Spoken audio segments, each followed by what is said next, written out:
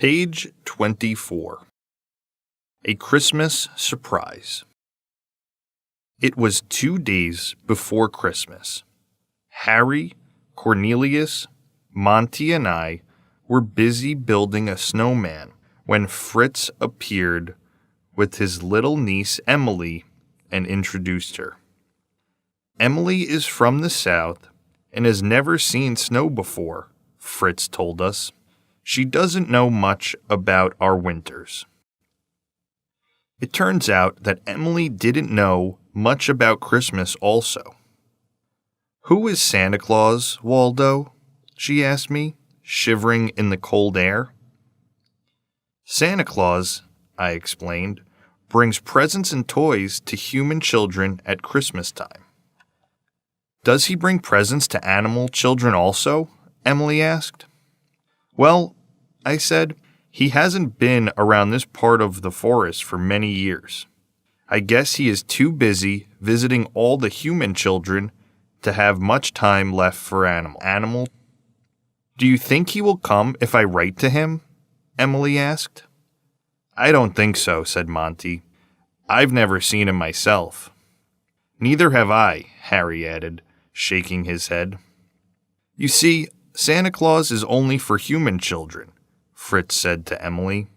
"So forget about the whole idea. Let's go home now before you catch a cold." Early the next morning, I saw Emily pulling Fritz towards the mailbox. "I wrote a letter to Santa Claus," she said, waving a large envelope, "and I asked him to come and bring me a present."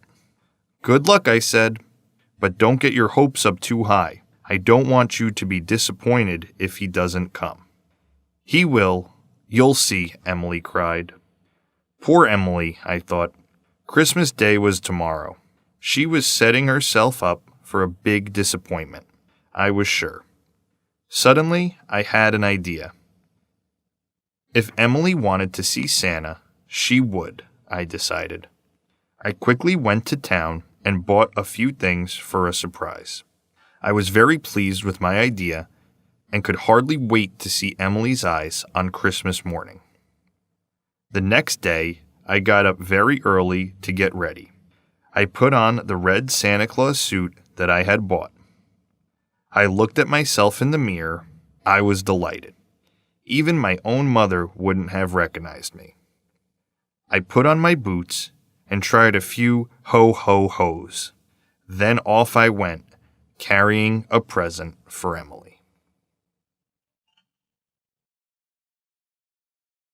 Page 27. The Mango Tree.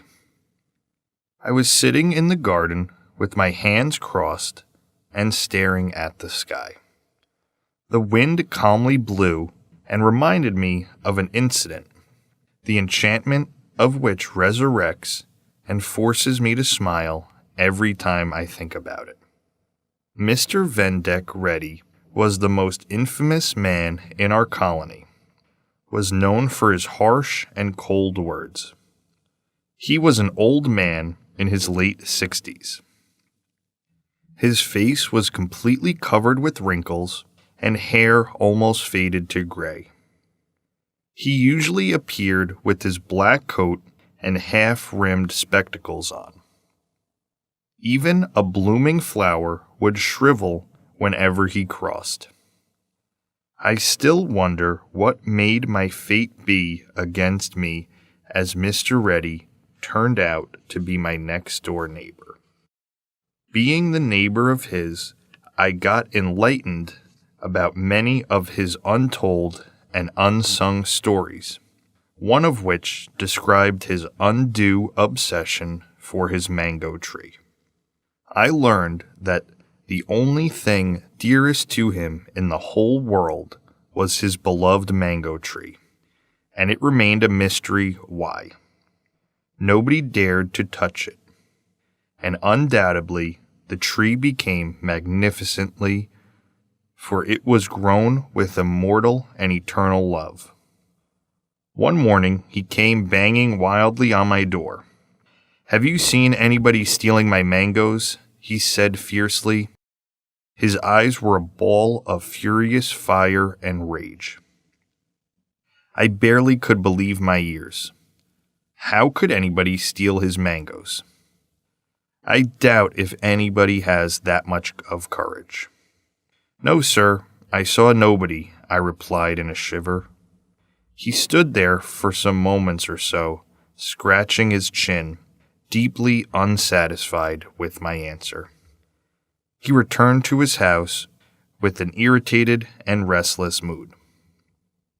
I vividly remember the next day's sunless and pleasant weather, because of which I made up my mind to sit in my garden. The air was carrying the aroma of Proficiency that immersed me. Suddenly, I heard a strange rustle from Mr. Reddy's house. I saw a boy nearly 10 years old climbing the mango tree. His face was covered with dust, and his hair were all messed up.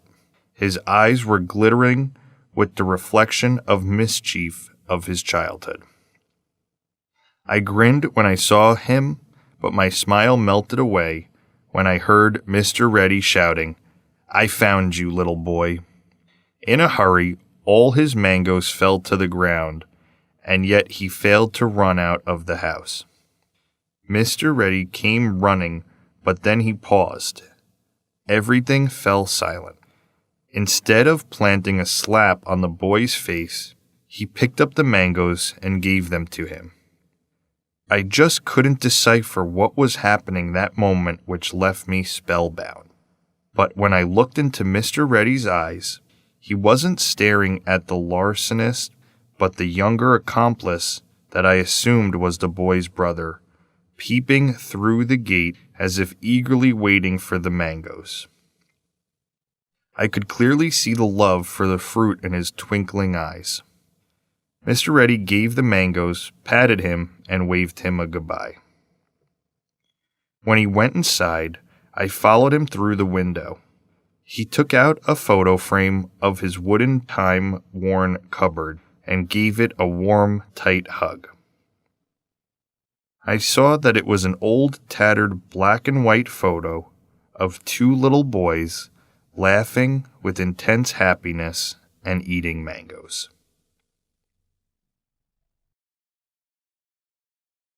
Page 30. Learning Online. Mei Ping is a student at Bellevue Community College near Seattle, Washington, in the U.S., but she doesn't live in Washington. In fact, she doesn't live in the U.S. Mei lives on a small island near Australia. Mei takes classes through the internet. She wanted to study at an American college, but she did not want to leave her home. Now she studies English and computer science online. Mei is a student in Bellevue Community College Distant Learning Program. Mei is an online student. Online students buy their books through the internet. They do homework every week like other students. They write compositions and take exams too. The online students send their work to their teachers by email. The teachers correct the work and return it by email too. Mei thinks distant learning is helpful. Terry Hong agrees with Mei. Terry is a student at Bellevue Community College too. She studies mathematics and biology. She lives near the college. In fact, she can drive there in half an hour. But she studies online. Terry is a parent. She has 2 young children. She has almost no time to study. She has to study at night and on weekends. It is not easy for her to go to class. Now she could go to college and stay at home at the same time. Some students at Bellevue Community College go to college to take classes, but others take classes online, like Mei and Terry.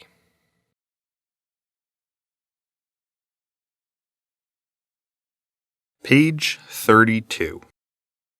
D. W. Griffith and the Art of the CloseUp.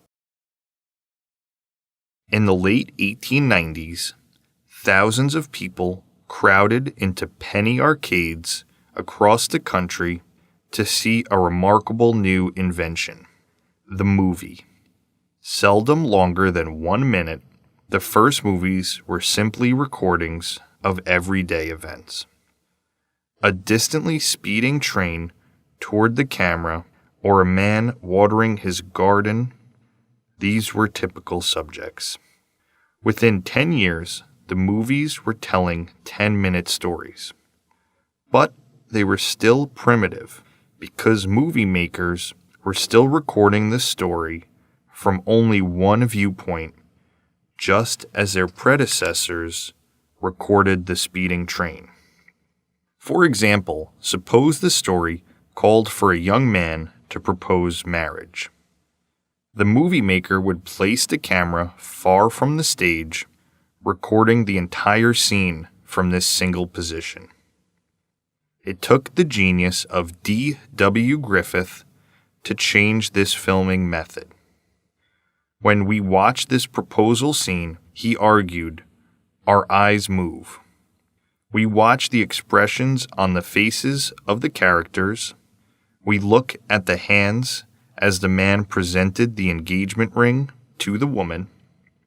Why, Griffith asked, can't the camera be on eyes? Why can't we have close-ups of the faces of the man and woman, or of the hands as the man gives his fiancée the ring? Some said it wouldn't go over so big.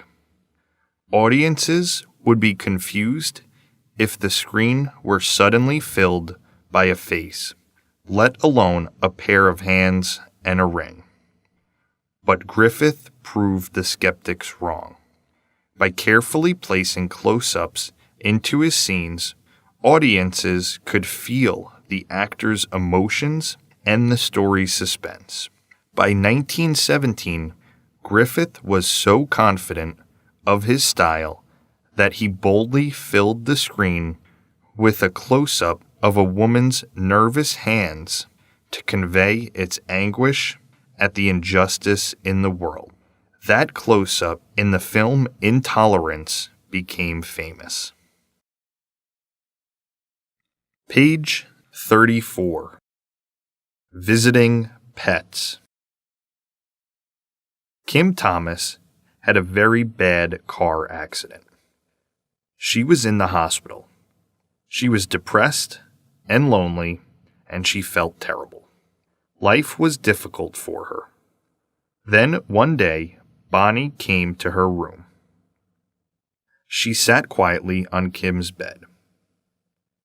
She stayed with Kim when she slept too. Kim felt better when Bonnie came to see her. Who is Bonnie?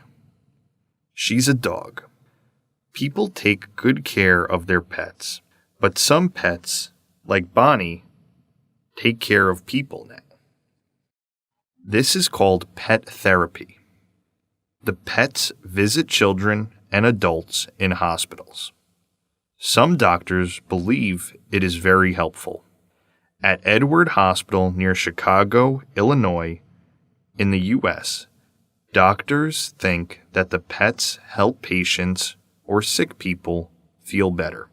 The doctors bring animals to visit the patients. The patients feel calm when the pets visit them.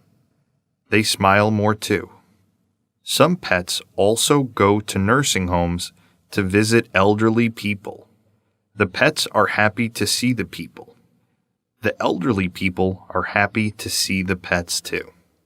Kim Thomas, get better fast. She left the hospital after a few weeks. The doctors believe that Bonnie helped Kim. Kim agrees. Today, only a few doctors use pet therapy. In the future, more doctors will use pets to help their patients. And they will use many different animals, such as cats, dogs, and birds. Page 36. Plants and foods. The more you know about plants and foods, the healthier you will be. Some food can provide you with essential vitamins to keep you healthy, but some foods can make you sick. It is very important to know how to distinguish between the two. You also need to learn how to keep food safe and prevent them from spoiling. There's so much to learn. There is a lot to learn about plants people eat, such as how to grow them and how to prepare them for eating. Scientists can learn how to keep them safe to eat. Sometimes, people who don't know something can make a mistake. For example, some mushrooms are poisonous, and people need to know which are so they don't eat them. People need to know about plants in order to stay healthy. If you don't know about foods and plants, you can make a big mistake. You need to know which plants are safe to eat. At one time, people feared the tomato because they believed it to be poisonous. They thought it was dangerous because it grows on a vine that looks like a poisonous plant called nightshade.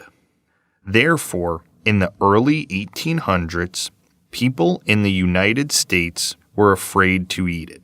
It took several years before the tomato was accepted as a food in the United States. Today, it is a big part of the American diet. It's found in things like soup and ketchup. Any food can become a source of sickness if it's not stored safely. Tomatoes can be dangerous if they rot, and so can most other foods if they are not stored properly. One way to store food safely is to dry it. Before people invented cans, they used to dry food to store it for long periods of time. For example, they would dry tomatoes in the sun. Today, people still eat sun-dried tomatoes. Some plants actually help keep people safe. For example, cloves. No one really knows how people figured that out, but it was most likely from someone trying to use cloves to flavor their food. Cloves have a nice, spicy taste. The clove plant was first found on islands, sometimes called the Spice Islands. A tree grows there. It's a tree that makes cloves. These cloves are actually buds from that tree. The people on the islands picked the buds. The buds were pink when people picked them, and then they dried and turned dark. When they were dried, people put them with food, and they made the food taste great.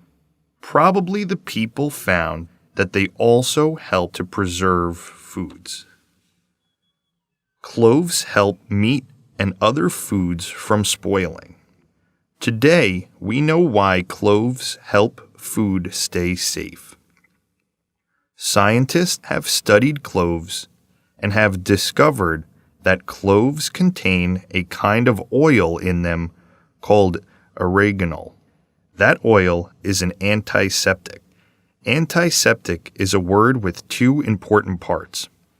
The prefix anti meaning against, and the root septis means poisoning. In other words, oregano helps prevent poisoning. It's a good thing we have scientists to help us stay safe. Scientists are people who have careers learning about plants and food. They study the history of plants, and they observe them in order to learn how to make them grow better. They study how to keep them safe, which in turn helps people live healthier lives.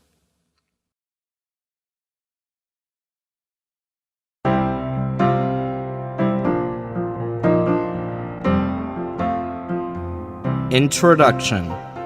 By raising our students' awareness of reading as a skill that requires active engagement, and by teaching explicable reading strategies, we help our students to develop good pronunciation, articulation, rhythm, fluency, and accuracy. Goals: good pronunciation, use of appropriate rhythm and stress to achieve well-paced, fluent reading, to build important literacy skills such as comprehension. Process: select topics which are related to students' interests and experiences, or explore universal contemporary themes and issues. During reading, read with a purpose in mind and give complete attention to the reading task. Create visual images. Focus on unity and coherence, articulation, and good pronunciation. Identify with and develop an understanding of the character's story. After reading, reread important words when necessary. Paraphrase and summarize major ideas. Recognize how particular elements create moods or tones. Seek additional information from other sources as needed or desired.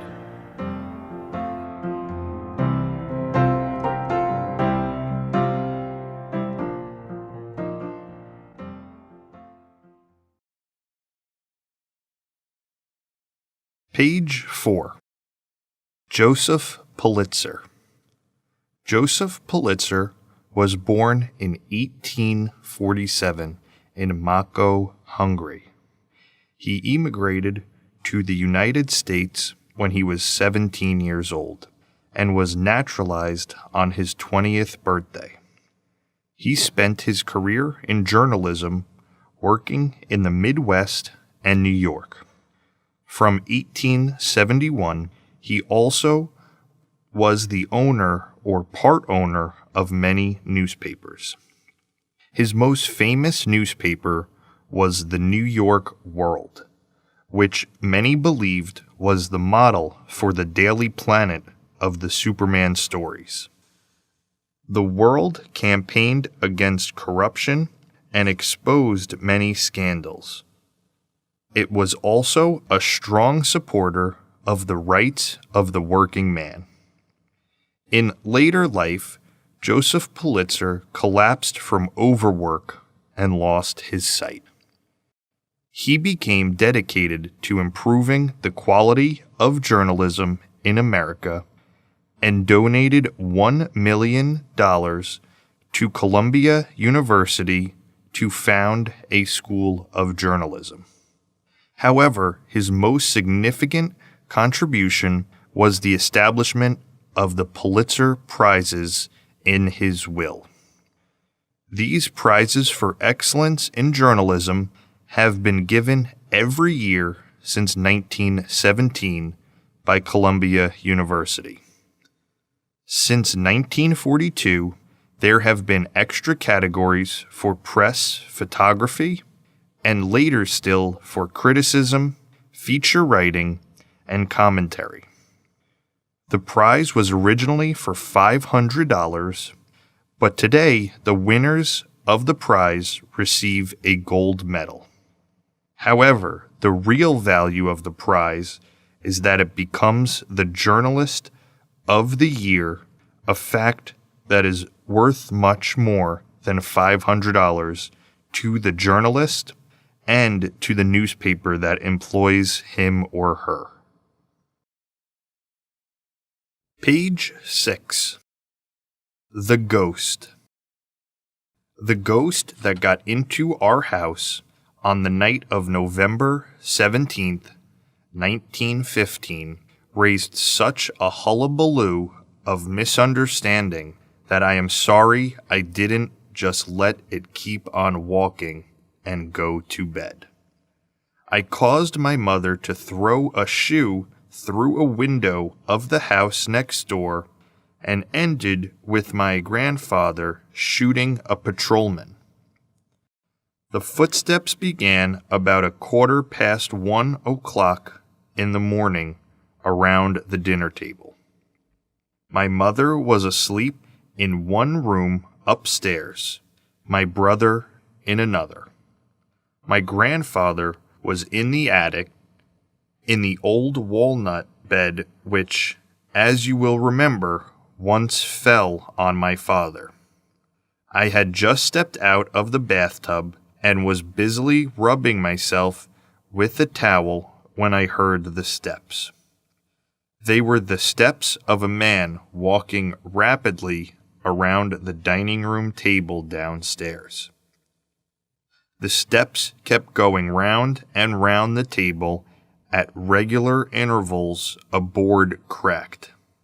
I supposed that was my father or my brother Roy, who had gone to Indianapolis but were expected home at any time.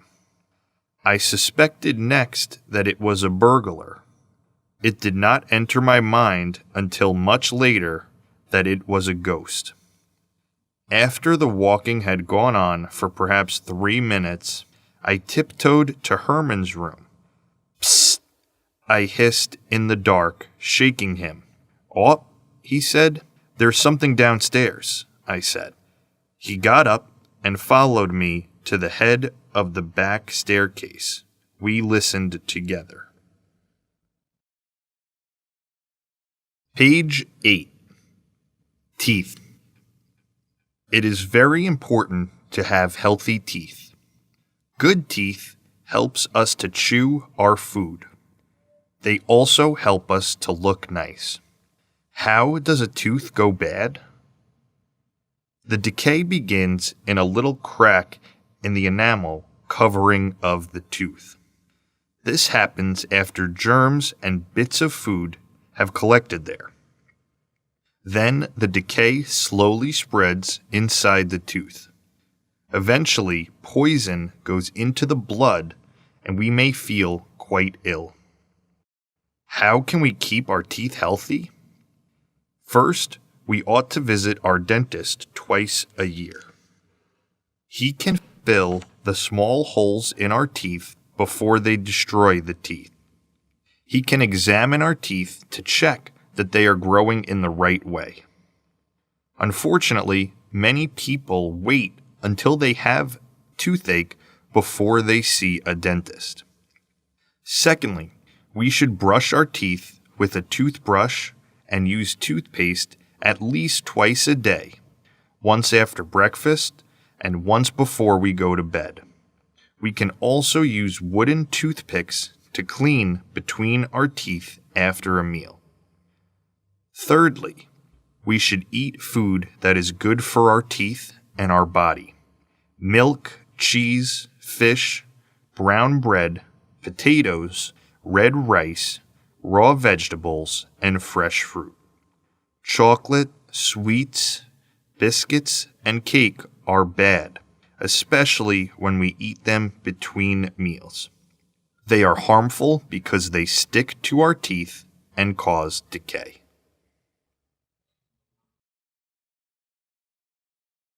Page 10. Money versus family. Rama's family is very big. Rama is a hard worker and he is the sole breadwinner of the family. He has 3 kids, 2 sons and a daughter. He lives along with father and mother. Rama used to work too hard to feed his family. He works more than 16 hours a day.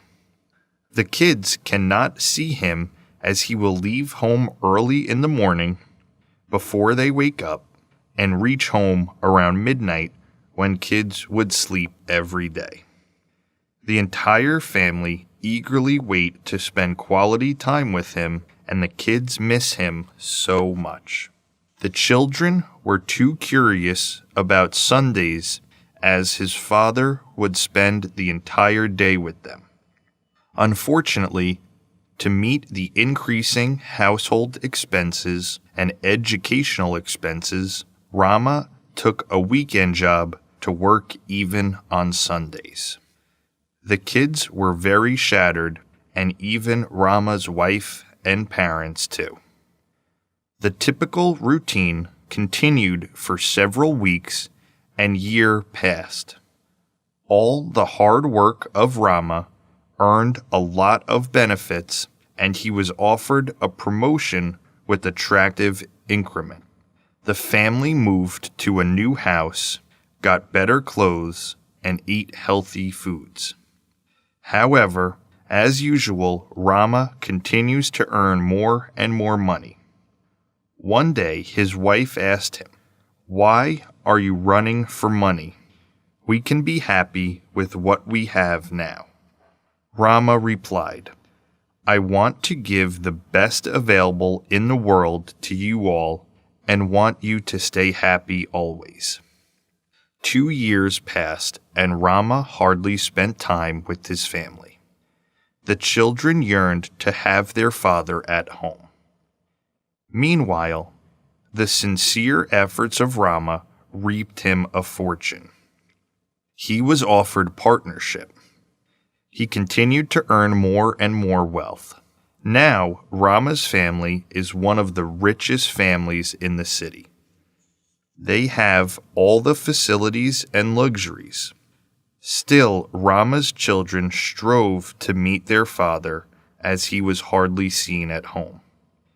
His children turned teens, and they are no more kids. Now, Rama earned enough wealth to provide a luxurious life to his next 5 generations. Rama's family went to their beach house to spend their vacation. His daughter asked, "Dad, will you please spend one day at home and stay with us here?" Rama replied, "Yes, darling, tomorrow for sure. I will join you for the lunch and be with you all for next few days. I'm tired of work and need refreshment." The entire family became very happy. Unfortunately, the next day, none in Rama's family were alive, as they were washed out in tsunami. Rama was too busy even to hear the news about tsunami. When he tried to reach his beach house, he saw sea water everywhere and screamed for his family. He can never have them again, cannot even see them, and even by paying millions, he cannot get them back to life. He remembered his wife's words, "Why are you running for money? We can be happy with what we have now." Money can't buy everything.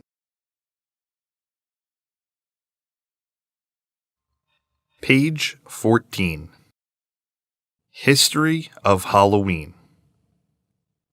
Like many other holidays, Halloween has evolved and changed throughout history. Over 2,000 years ago, people called the Celts lived in what is now Ireland, the UK, and parts of northern France. November 1st was their New Year's Day. They believed that the night before the New Year, October 31st, was a time when the living and the dead came together. More than 1,000 years ago, the Christians' church named November 1st All Saints' Day, also called All Hallows. This was a special holy day to honor the saints and other people who died for their religion. The night before All Hallows was called Hallows' Eve. Later, the name was changed to Halloween. Like the Celts, the Europeans of that time also believed that the spirits of the dead would visit the earth on Halloween. They worried that evil spirits would cause problems or hurt them. So on that night, people wore costumes that looked like ghosts or other evil creatures. They thought if they dressed like that, the spirits would think they were also dead and not harm them. The tradition of Halloween was carried to America by the immigrating Europeans. Some of the tradition changed a little, though.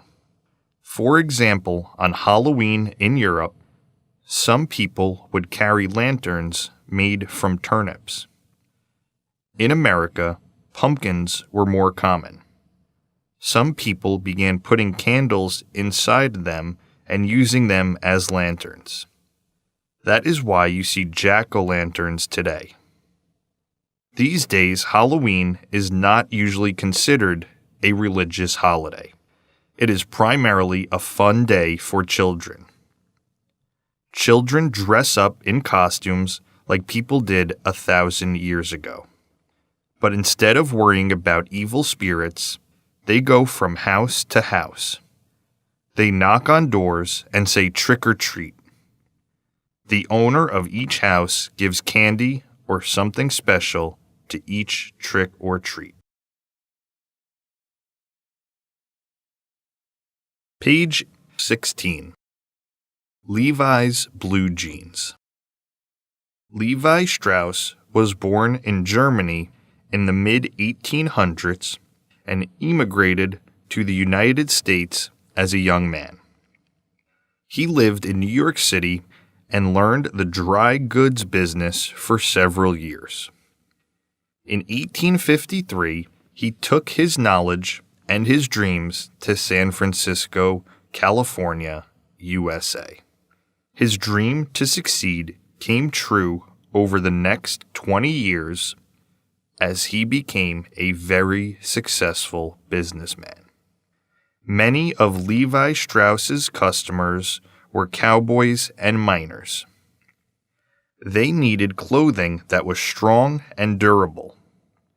Strauss found a specific fabric from France that was comfortable and lasted a long time. It was called serge de Nimes, which was later shortened to the word denim. Another man named Jacob Davis bought large amounts of the denim fabric from Levi Strauss. He was a tailor who made pants for hard-working men.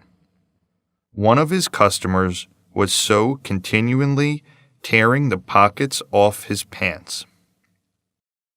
So Jacob Davis has decided to put rivets on certain parts of the pants to make them stronger.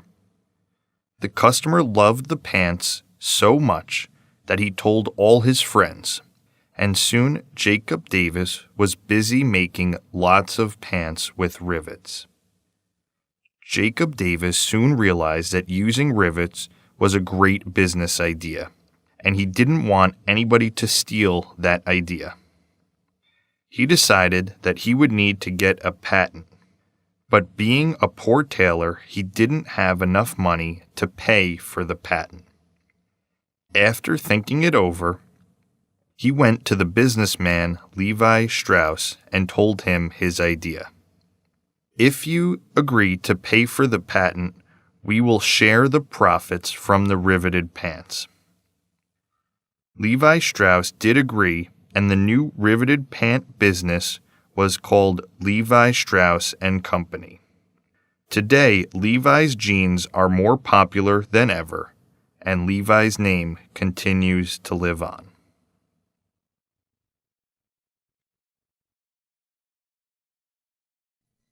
Page 18.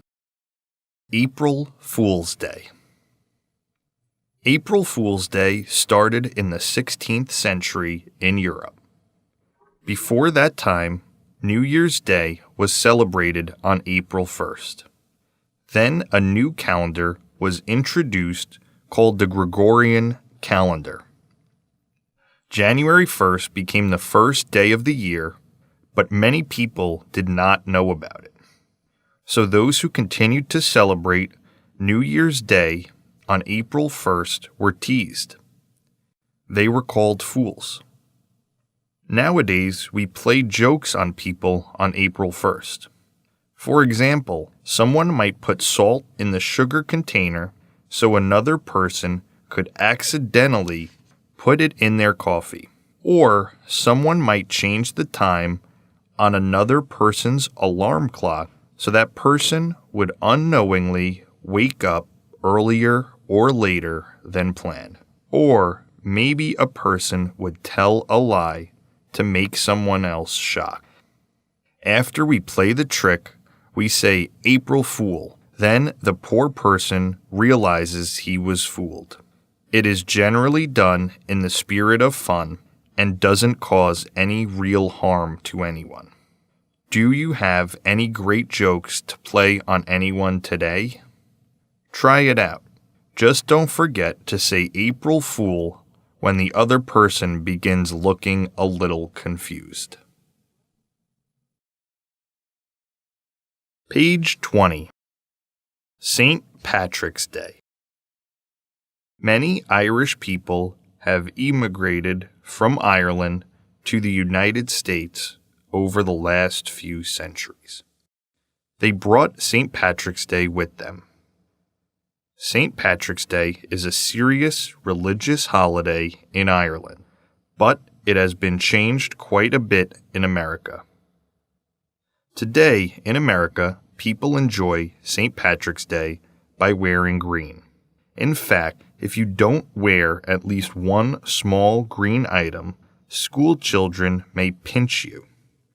Probably the most common symbol for this holiday is the shamrock. Since the shamrock has 3 leaves, thousands of years ago, St. Patrick, a religious leader, used it to teach the Irish people about the 3 parts of God. Today, many people wear a shamrock design on St. Patrick's Day because it is supposed to bring good luck. On this day, many people also enjoy going to a pub and drinking beer. They tell jokes and have a good time. People who don't come from Ireland like to pretend they are Irish too. Some cities hold parades or marathons. It's not a very big holiday, but it can be a fun one for the people who want to enjoy it. It is very different kind of celebration from St. Patrick's Day in Ireland. Page 22. Martin Luther King, Jr. Dr. Martin Luther King, Jr. was born in Atlanta, Georgia, in the United States in 1929. At that time in America, Black people didn't have equal rights with white people. Black people had to sit in the back of the bus. The schools were segregated, and there were even separate public restrooms for Black people and white people. Black people's lives were not very good. Martin Luther King Jr. was a minister in the Baptist Church. He fought against racial segregation. He wanted equal rights for all people. But he didn't use violence in his fight. He asked people to fight peacefully. For example, he asked Black people to ride in the front of the bus. More than 200,000 people went to Washington, D.C. to listen to him speak and ask the government to change unfair laws. Because of Martin Luther King Jr., many laws began to change in the United States. But many white people disagreed with him and his ways. In 1968, Martin Luther King Jr. was assassinated by a white man. Every year, on the 3rd Monday of January, Americans remember Martin Luther King Jr. They try to remember how much America has changed and they think about how much more America should change in the future.